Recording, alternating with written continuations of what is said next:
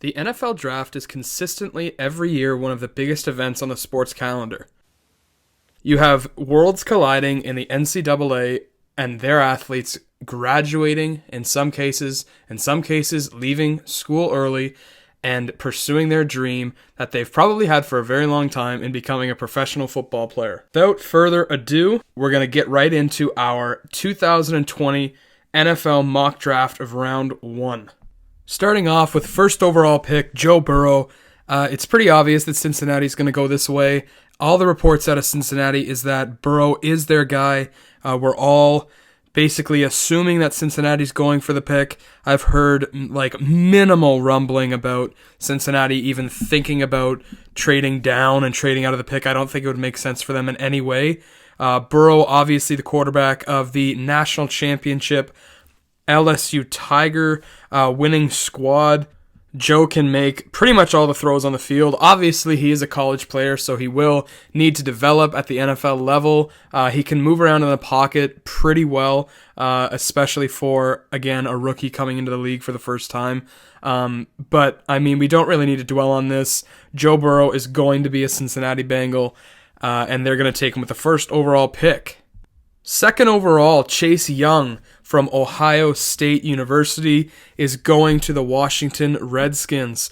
Chase Young is an edge rusher.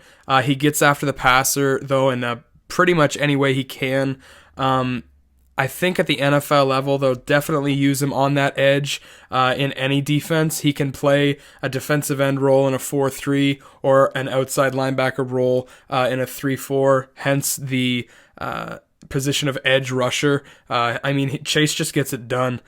He can put his hand in the dirt. He can go from a 2-point. It doesn't really matter. I think Chase is going to be right along the lines of a Von Miller type of Khalil Mack, just one of those guys that year in and year out is at the top of the league for sacks. And this is a no-brainer pick again for Washington. I know it's not necessarily conventional to have trades in mock drafts, but I think this just makes too much sense. I do have a couple of trades in my mock draft. I didn't go crazy, but I think there's 3 or 4. So Miami is going to be making a trade with the Detroit Lions to trade up and get their guy, quarterback Tua Tagovailoa from Alabama. Now, putting all biases out in the open, spirit of full transparency, I am a huge Alabama Crimson Tide fan. I think if Tua would have stayed healthy, I think that there would have been a much larger discussion between is it Joe or is it Tua in terms of first overall. But nevertheless, Miami will trade up. Detroit will trade down to number 5, basically a swap of those picks. I'm not going to get too in-depth with what the trade could be, but Miami will get it done. They're going to trade up to number 3 overall and take Tua Tagovailoa. And similar to Joe, Tua is definitely NFL ready. Tua will have a little bit of a stigma hanging over him just because of his injury past. He's had about 3 or 4, I want to say, serious injuries since coming to Alabama. So it'll be interesting to see what NFL teams do think of him. There was a 10-second video that he put out earlier this week, and it was a 10-second video, but he looked fluid. He looked like he could move his lower body just as well as he could when he was starting at Alabama and playing very well. So I don't think that, especially with modern medicine, I don't think that it's going to be an injury that's going to hold him back for his career. But to exercise some caution with him wouldn't be a bad thing for Miami. But again, all the reports coming out of Miami, so on and so forth, it sounds like Tua is Miami's guy. They'll trade up and they'll snatch him at number 3. Number 4 overall, I have offensive tackle Tristan Wirfs from Iowa going to the New York Giants. It seems to be in this top tier of prospects. There's about 2 to 4 offensive tackles that seem to be the consensus top tier, like I said. And they're pretty much interchangeable at this point. Mekhi Becton did have a good combine. There are people that his stock just rose in their eyes because of how fast he ran a 40. Being a former offensive lineman myself, playing at a relatively high level, a 40-yard dash means nothing for an offensive lineman whatsoever. I think Tristan Wirfs being 6'5" and 320 pounds, he's got the thickness. I mean, he'll have to keep his weight down if he wants to play tackle full time. If not, they can bump him in to play guard. I think Tristan has a chance at playing tackle at the next level. He's got some pretty long arms. He's got some length for only being 6'5". I know saying only 6'5" is kind of silly, but when you're traditionally seeing offensive tackles in the NFL play at about 6'6" or 6'7", 6'5" is a little bit on the shorter end, but I mean, all in all, he's still 6'5" and 320 pounds. He can handle himself. You saw him game in and game out at Iowa, basically being able to hold himself or handle himself against any competition. So I have the New York Giants taking Tristan Wirfs, offensive tackle from Iowa, at 4th overall. 5th overall, I have Jeffrey Okudah from Ohio State. The Detroit Lions are going to take him. This just goes to show you that Miami and Detroit could basically swap positions and still get the guys that they want. So I think the trade just made too much sense because in Miami's case, there has been a lot of talking and chatter that the Los Angeles Chargers very much are interested in Tua.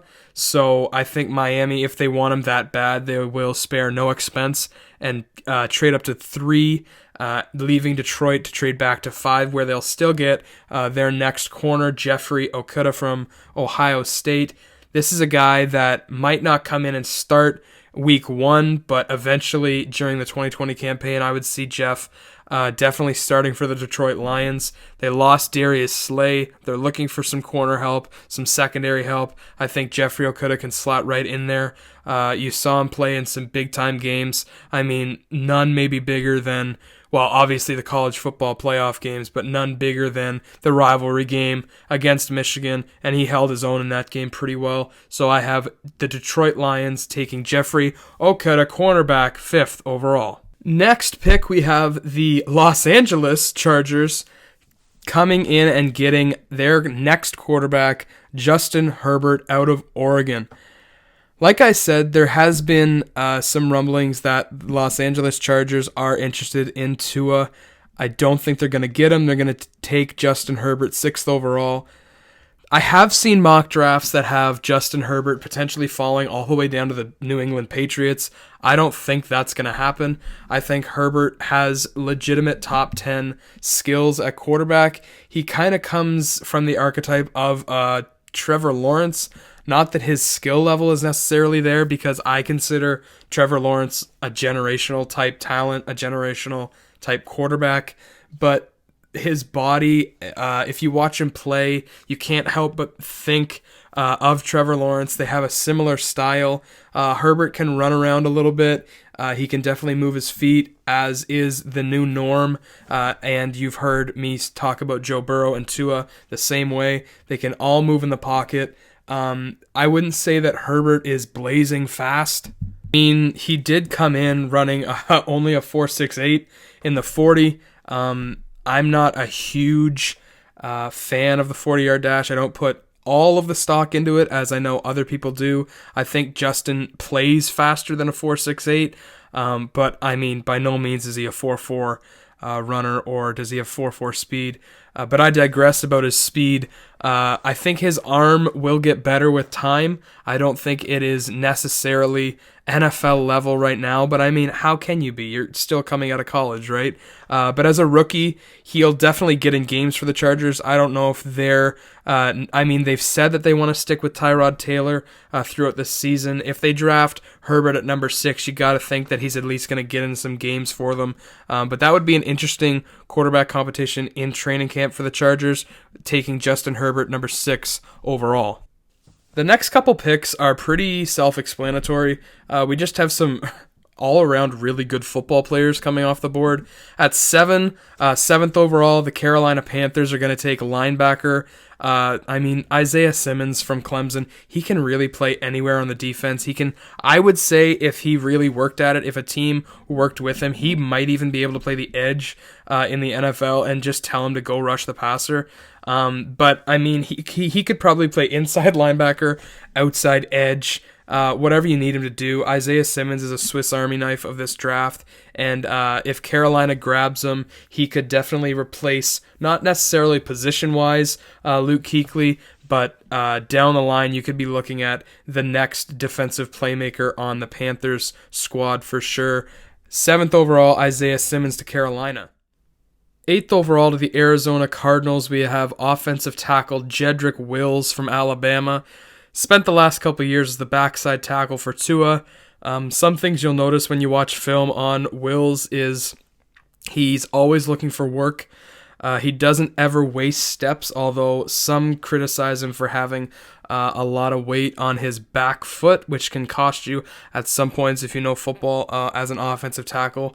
But he makes up for that in football knowledge. He's very efficient with his feet, and he always is a great anticipator on possible moves from a defensive end, from a defensive lineman. The only thing that I can think of that could be a potential knock on Wills is he weighed in at a good 312, which is a solid weight for an offensive tackle, but only measured in at 6'4". That potentially could be no big deal, but you typically see offensive tackles in the National Football League average around 6'6". Wills can make up for this with his long arms. He does have good length in the arms, but I mean overall, he's still going 8th overall in the draft. He's an exceptional offensive tackle. He's an exceptional football player, period, and Arizona Cardinals are getting a fantastic pick at number 8. These next two picks are pretty self-explanatory. 9th overall, inside defensive lineman Derrick Brown from Auburn goes to the Jacksonville Jaguars. The Jags have lost a couple of players on defense. Most notably probably is Calais Campbell. I mean, Boye coming out of their secondary is pretty big as well, but when you have the chance of drafting a Derrick Brown from Auburn to kind of help your defensive line out, you saw what he did at Auburn, you saw how he can stuff the run, and even as a thicker defensive lineman, he can still get after the passer in the right spot, in the right defense. So I think that makes a sensible fit for the Jacksonville Jaguars. And then 10th overall, the Cleveland Browns will select offensive tackle Mekhi Becton from Louisville. Mekhi Becton was a combine darling. At over 330 pounds, he ran a 5.11 in the 40-yard dash. It was incredible. There's been other video that surfaced recently about him using an actual truck as a sled, basically. This guy is strong as an ox. He's obviously quick. He has those quick twitch fibers. He's a stellar offensive lineman. I think for him to go at 10 to the Cleveland Browns might even be a steal. Obviously, we've talked about Wirfs, we've talked about Wills, and now Becton going off the board. Those are probably your best 3 offensive tackles in this draft. And for him to go to Cleveland at number 10, it's a great pick for Cleveland. Number 11, we have Andrew Thomas going to the New York Jets. Another offensive tackle. I don't know if I would put him in the same tier as Wills, Wirfs, and Becton, but I mean, he's one pick away. Some people value different things from an offensive lineman differently. He is a large SEC level offensive tackle. Been playing in an offense with Jake Fromm, with DeAndre Swift, things of that nature. So in an offense like that, you have to be able to move. You not only have to be able to run block, but you have to be able to pass block as well. Andrew Thomas going to the New York Jets at number 11 helps out their offensive line and trying to keep Sam Darnold on his feet more. I think Sam Darnold is going to be a very good quarterback. I just think he has to stay off the ground. And Andrew Thomas helping that offensive line. At picks 12 and 13, 12 overall, we have Henry Ruggs from Alabama going to the Las Vegas Raiders. So Derek Carr gets a toy to play with basically in that offense, an offense that just needs a jump start, it seems like. Not a whole lot of notable playmakers. Henry Ruggs adds legitimate speed, legitimate playmaking ability. And then at 13th overall, we have his buddy from Alabama, wide receiver Jerry Jeudy, going 13th overall to the San Francisco 49ers. I think if the 49ers have the ability to draft either Jeudy or Ruggs, I think their team is just going to be even more stacked. I think Jeudy and Ruggs have the ability to be the two next ones in the NFL when it comes to be those big playmaking receivers, those receivers that we're all trying to move up for in our fantasy drafts and take. All I can think of is Jerry Jeudy with Jimmy Garoppolo, putting another receiver in that San Francisco 49er arsenal, a team that relied heavily on the run, but I think their pass game was underrated. And if they added Jerry Jeudy, I mean, let's be honest, if any team adds a Jerry Jeudy, their offense is instantly better. 14th overall, we have running back Jonathan Taylor out of Wisconsin going to Tampa Bay Buccaneers. I've seen some people not value Jonathan Taylor as high as I do in the draft. I think if they paired Jonathan Taylor in that new look Bucs offense with Tom Brady, they already have their receivers. They can insert young legs with Jonathan Taylor into that offense. I think a Taylor-Brady backfield with the ability to throw to Evans and Goodwin is a nightmare for the rest of that division, and I think that'd be a great pick for the Buccaneers.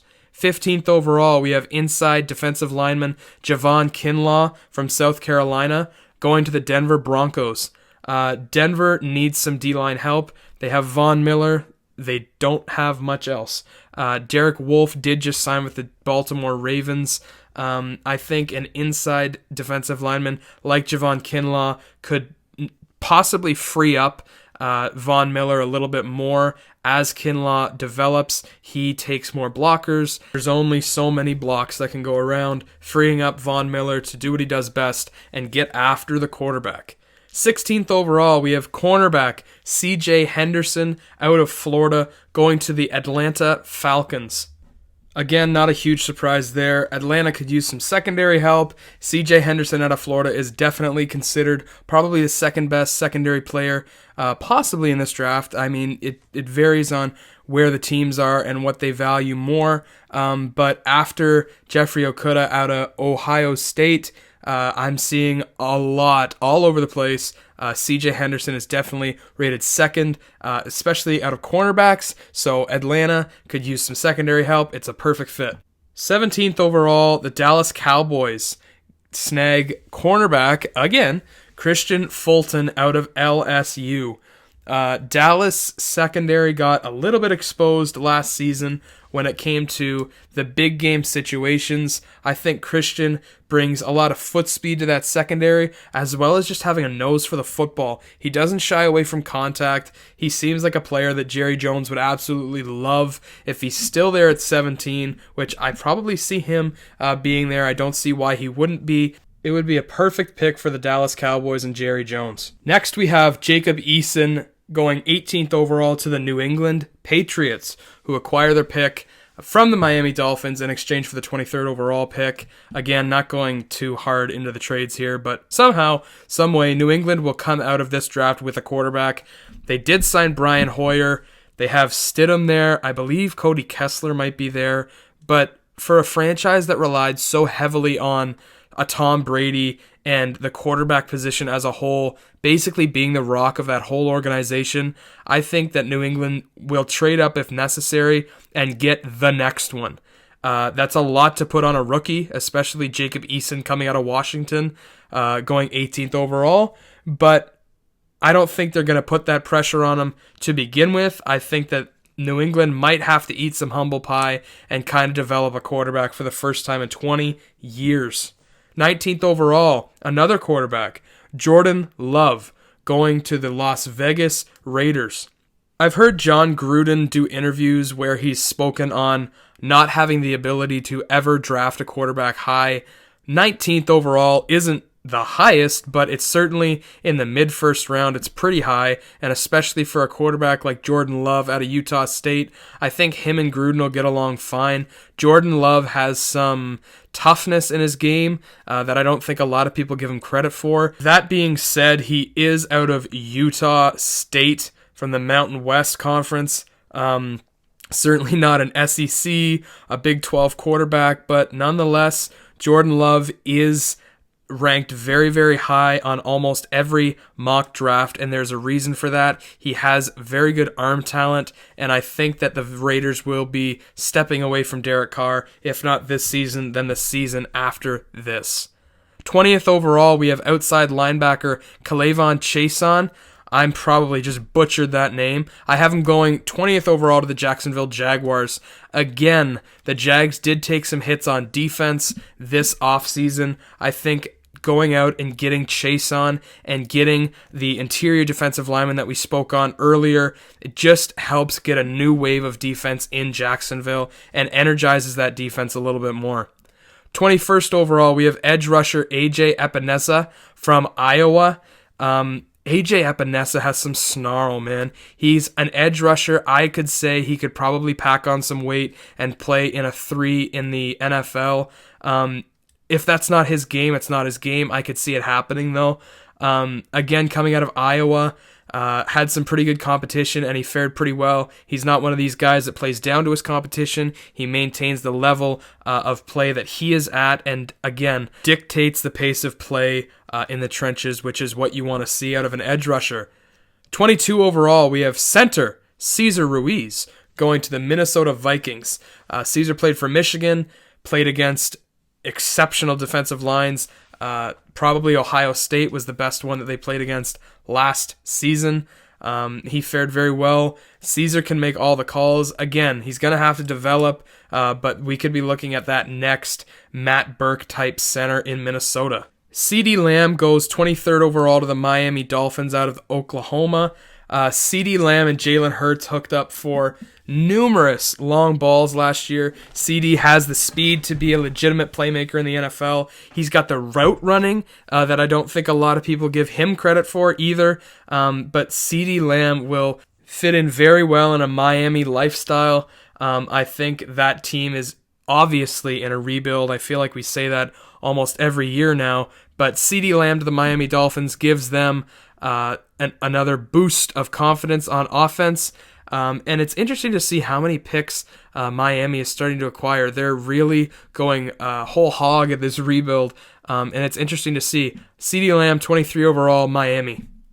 24th overall, we have Trevon Diggs out of Alabama going to the New Orleans Saints. The Saints are another one of these teams that kind of needs some secondary help. Trevon Diggs is probably one of the fastest corners in this class, in my opinion. Now, obviously, I'm always talking about game speed, doing the eye test. I'm not a big proponent in all of these combine numbers. I like watching the combine. I like studying the combine. It's interesting, but at the end of the day, we're playing football out on the field, and you can play faster than you test. I think Trevon Diggs could possibly play faster than he tests, so I have him 24th overall going to the New Orleans Saints, helping out their secondary. 25th overall, wide receiver Justin Jefferson out of LSU goes to the Minnesota Vikings. Losing Stephon Diggs this offseason in a trade to Buffalo, I think Justin Jefferson can step right into that position and play in that Diggs role. Diggs could play in the slot, he could play out wide, he could play anywhere in the offense. Justin Jefferson, the same thing. I think they're built pretty similarly. I don't know that Justin Jefferson has the foot speed that Diggs does. I don't think many people in the world do. But Justin Jefferson makes up for it in quickness and shiftiness. He could make 3 men miss in a phone booth. I think Minnesota will love him, and he could be a receiver there for a long, long time. 26th overall, we have Grant Delpit, safety out of LSU, again going to the Cowboys. Dallas is going to trade up with Miami.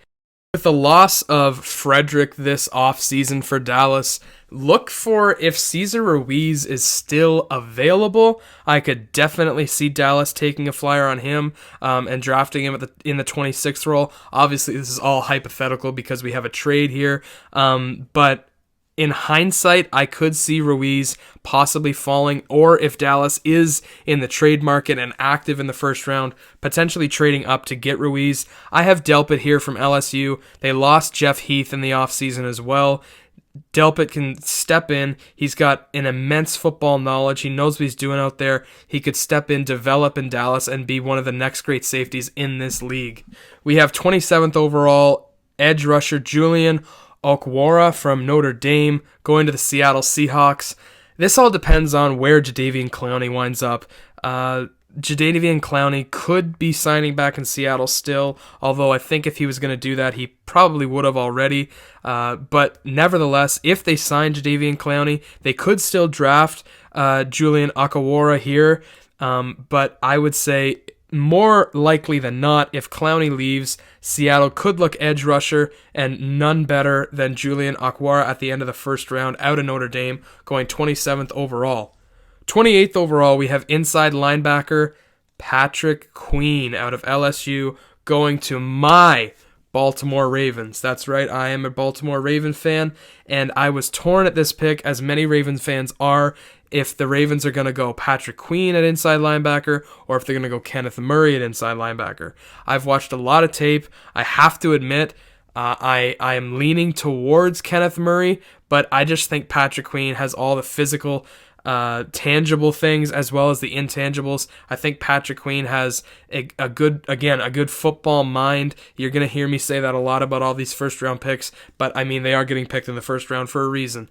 Patrick Queen can play in that Ravens defense where they usually use two inside linebackers. I think that's a good defensive fit for him. I don't know if he would necessarily play inside backer or Mike backer in a 4-3 defense, but considering how the Ravens play defense in a 3-4 or in a nickel, however they line up this year, Patrick Queen playing an inside linebacker would be a great fit for the Baltimore Ravens. 29th overall, inside linebacker Kenneth Murray. Here he is. Going to the Tennessee Titans. Tennessee had a pretty good defense, but I mean, why not get better at linebacker? Kenneth Murray could instantly come in and be a playmaker at linebacker. Yes, be a playmaker. He can break on the ball probably better than any other linebacker in this class. Tennessee does follow that Baltimore style defense a little bit, plays with multiple inside linebackers for most of the time at least, or at least some of the time.